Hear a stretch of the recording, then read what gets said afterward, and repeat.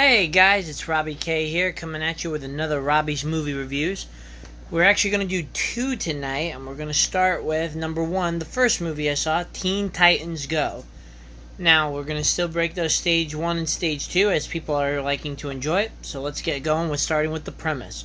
Teen Titans Go, based on the current series of kind of chibi anime style versions of a beloved superhero group called the Teen Titans that includes popular characters Robin, Cyborg, Raven, Beast Boy, and Starfighter.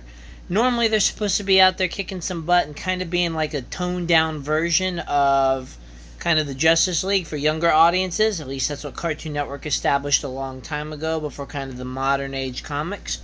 But regardless, sometime after the series ended, what a good series that ended too in the Golden Age, we ended up getting kind of this comedic, some would call it garbage, others would call it extremely lackluster, but a comedic mashup of as many, let's face it, stupid jokes, kid dynamic one-liners, memes, bathroom humor, and just ridiculous banter that was completely different from the series.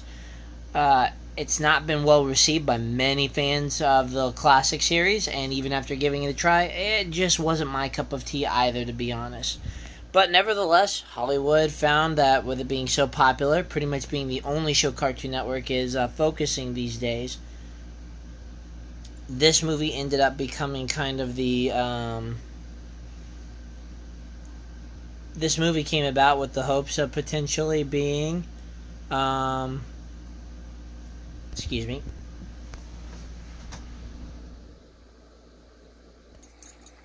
Sorry about that. I had to go take care of a pest control thing. Anyway, so, the movie was attempting to, or the series was attempting to try to keep this thing alive, but with a new comedic spin.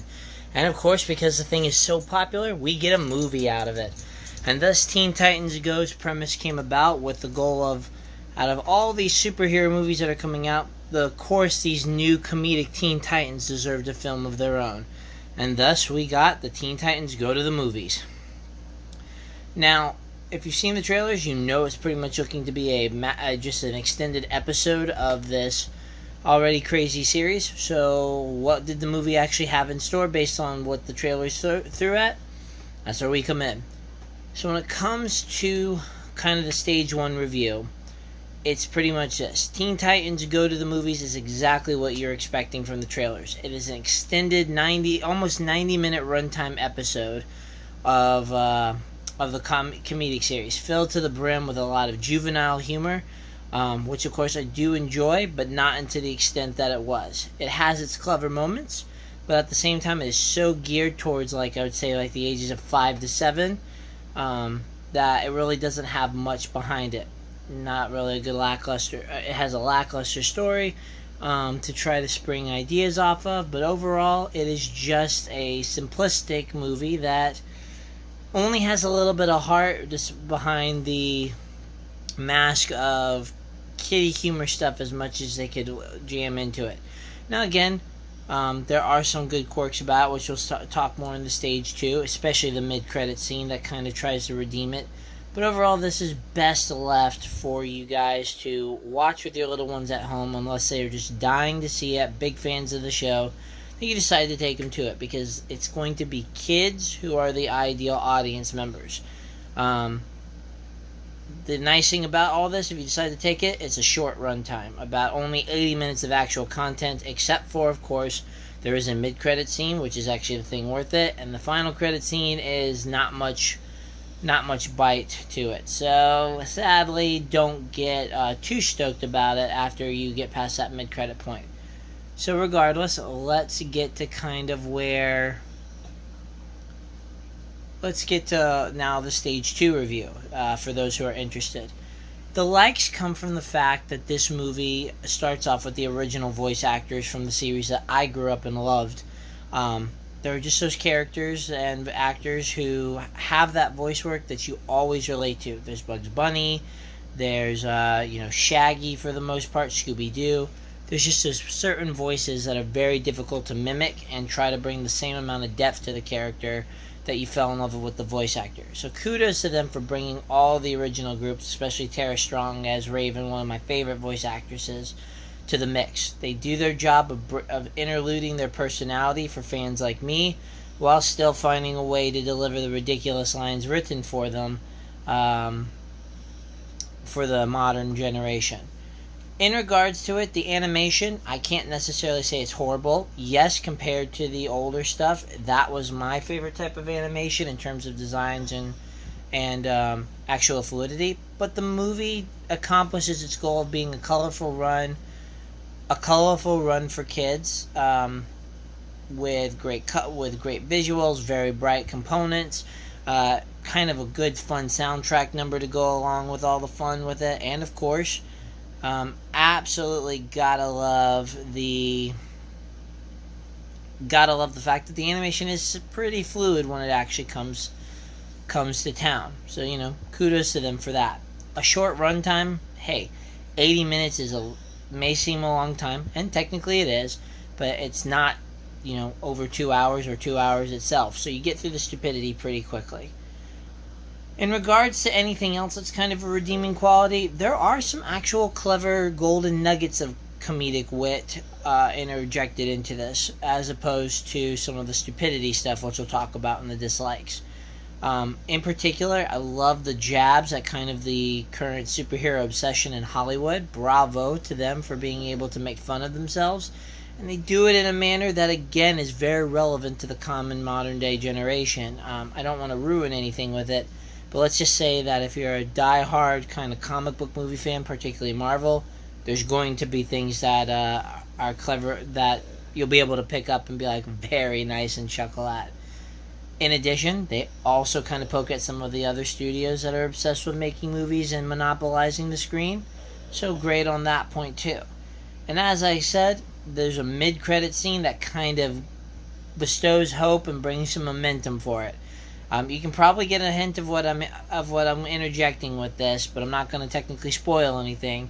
So either read it online or potentially go check out to the movie. But if you are dragged to this, stay for the mid-credit scene, okay?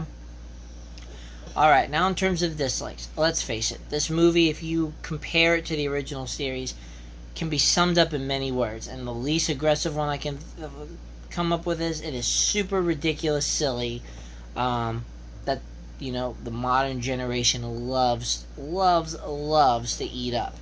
It has got so many meme-worthy and cringe-worthy dynamics that it just takes these blunt tangents to make a joke. And that, to me, is just not my favorite ideal form of the Teen Titans.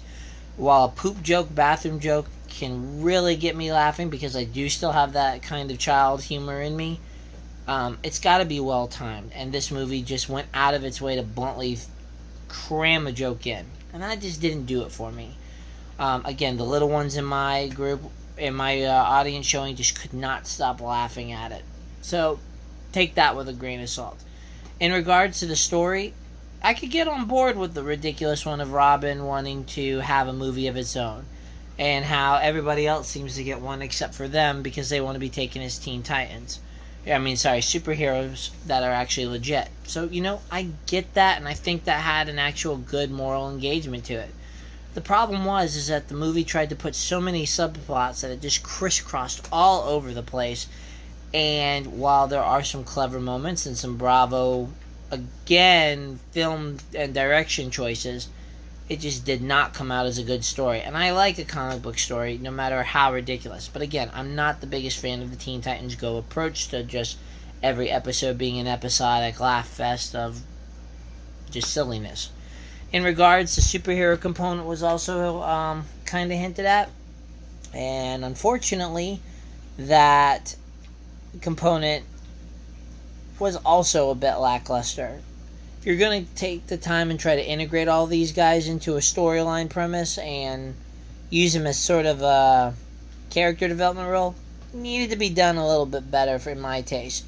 But again, I don't think they really care about story at the moment. It is all about the laughs and the chuckles.